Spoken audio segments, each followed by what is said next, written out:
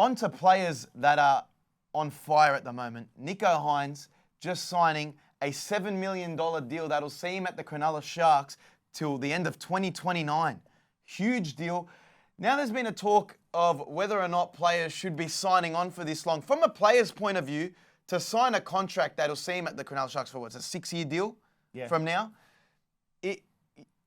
it's great for the players. You're locked up, you're setting yourself up, he's earning over $1 million a season, becomes the Cronulla Sharks' first $1 million player, right? But from a club's perspective, a lot of risk. No, it's not. It is a huge amount of risk because look at your injuries that have happened this week alone.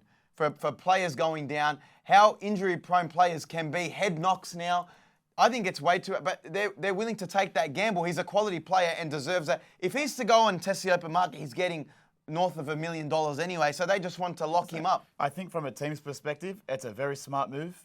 You got a player that's Nicho Hynes, one of the best halves in the comp, Dahlia medalist. Who knows what his market value would be in 3 years? Salary cap could go up, TV deals go up. So if you're locking him in for a cheaper deal now, I don't think he's going over 1.2, which is essentially what he's on. You don't know now. though. What Cam Munster got offered 1.5 by the Dolphins. Look at every other long-term deal that's taken place, right? Jason Taumalolo. Worth his $1 million a year season for 10 years at the Cowboys. I mean, Todd Payton maybe gives him 30 minutes a game now. Are they getting bang for their buck? Because now there's pressure on Nicho to be delivering that $1 million performance. Now the same goes for Luke Brooks. Maybe there's been some success stories in your Daly Cherry Evans, who's a consistent 7 and an Origin quality 7. That's the thing, though. You don't sign forwards to 10-year deals. You sign halves and fullbacks. Players that are going to be critical players in your spine that you know are going to perform game in, game out and be the most important player in your team. It's a massive gamble for clubs, though, because not everyone's going to be a Cherry Evans.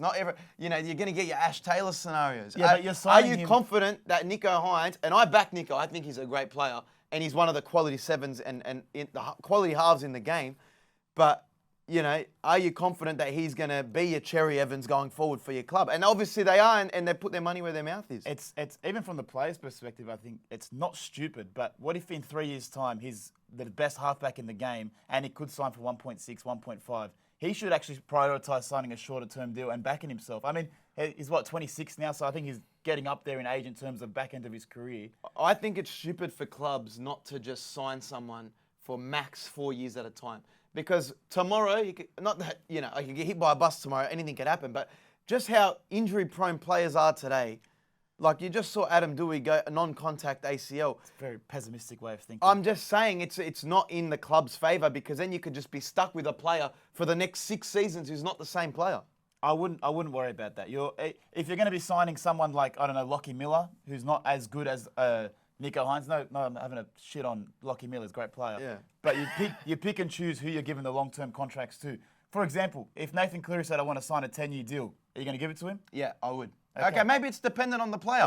Because if player. Jerome Luai goes to Penrith and say, hey, Ivan, I'm looking for a 9-year deal, upwards of $1 million a season, they would say no. They're going to say no. So it's dependent on the player. And the longevity of the player too. I don't think Nicho Hynes is that injury prone at the moment. Besides his calf earlier in this year, I think he played every game last year. And then for Melbourne, when Paps was out, he was consistent.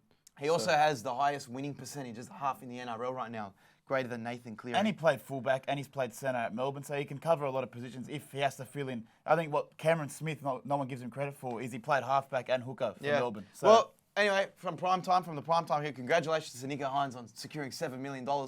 He played alongside me and Jay at Manly in the under-20s. He was leaps and bounds ahead of everyone there.